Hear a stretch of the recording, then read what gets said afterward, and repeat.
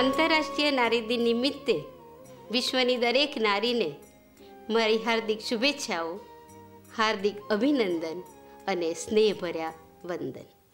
નારી દિન કેમ ઉજવાય? દરેક જાણે છે કે સ્ત્રીઓએ પોતાના હક માટે, પોતાના અન્યાયનો સામનો કરવા માટેનો જે સંઘર્ષ કર્યો હતો, એ સંઘર્ષને યાદ કરીને દર વર્ષે 8મી માર્ચ નારી દિન તરીકે ઉજવાય છે.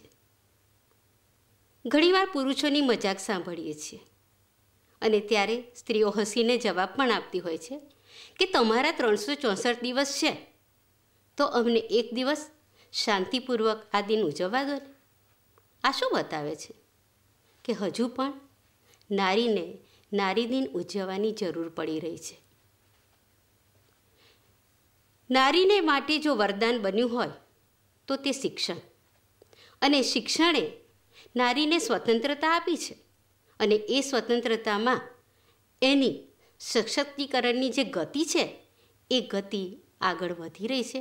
પણ ઘણીવાર લાગે છે કે હજુ આપણે મંદ પડી રહ્યા છીએ. હજી આપણે આપણી શક્તિઓને આગળ લાવી અને સમાજના વિકાસમાં એનું યોગદાન આપવાનું છે.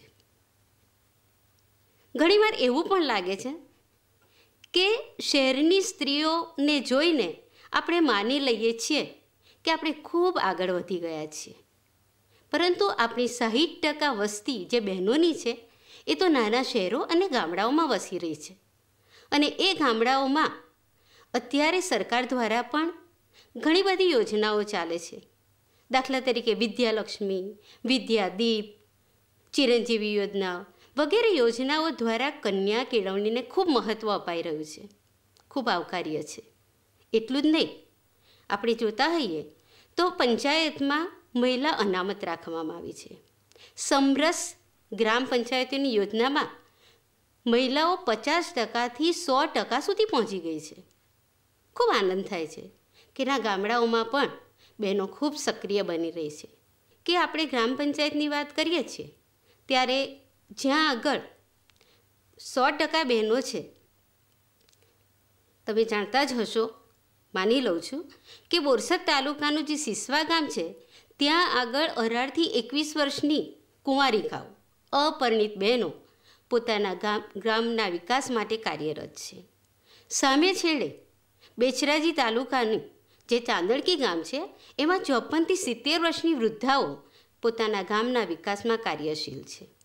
નડિયાદ તાલુકાના ભૂમેલ ગામમાં રશ્મિબેન સરપંચ તરીકે પોતાની સેવા બજાવી રહ્યા છે.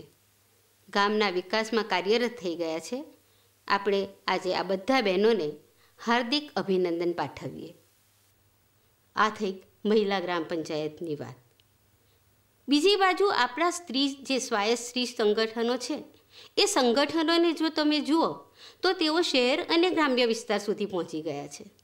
માત્ર શિક્ષણ નહીં, આરોગ્ય કેન્દ્રો ખોલ્યા છે, મહિલા બચત બેન્કોની શરૂઆત કરી છે, અને એટલે સુધી નહીં પણ નાના નાના ગૃહ ઉદ્યોગો એમને સોંપી અને એમના દ્વારા કંઈક પોતાની આર્થિક પરિસ્થિતિમાં બહેનો મદદરૂપ થાય એ માટે એ પોતે કાર્યશીલ છે.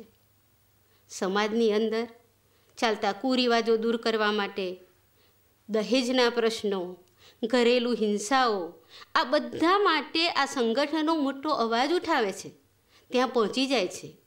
નાની મોટી જે ઘટનાઓ ઘટે છે એ છાપાઓમાં આવીને ચૂપ થઈ જાય છે, પણ આ બહેનો ત્યાં જઈ અને એમના પ્રશ્નો હલ કરવા માટેનો પ્રયત્ન કરે છે.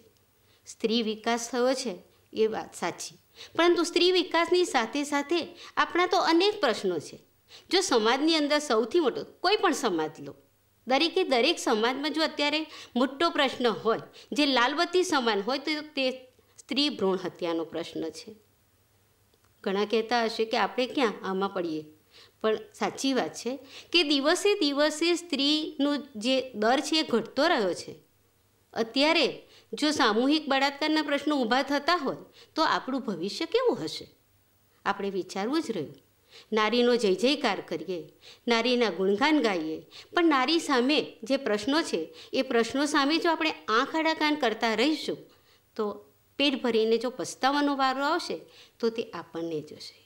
એટલે આપણે નારીની નિમિત્તે જ્યારે બધા ભેગા થતા હોઈએ છીએ, જય જયકાર ગાતા હોઈએ છીએ, ત્યારે આપણા જે પ્રશ્નો છે એ પ્રશ્નોને આગળ લાવવાના છે. એ પ્રશ્નોને આગળ લાવીને એમાંથી આપણે કેવી રીતે બહાર નીકળીએ. કેમ કે કુરિવાજો દૂર કરવા હોય, સમાજનો ઉત્કર્ષ સાધવો હોય તો એમાં સ્ત્રીનું જ યોગદાન વધારે હોય છે. અને એણે એની શરૂઆત કરવાની છે પોતાના ઘેરથી, પોતાના બાળકોના ઉછેરથી. પોતાના બાળકોના ઉછેરમાં જો એ પોતાનો સક્રિય ફાળો આપશે. આર્થિક સંકળામણ હોય છે, નોકરી કરવા માટે બહાર જાય છે, પણ એની સાથે સાથે જ્યારે એ પોતે ઘેર આવે છે ત્યારે એ પોતાના પતિનું, પોતાના પરિવારનું ખૂબ જ ધ્યાન પણ રાખે છે. એનામાં ખૂબ શક્તિ છે. આપણે અથાગ શક્તિનો ભંડાર છે.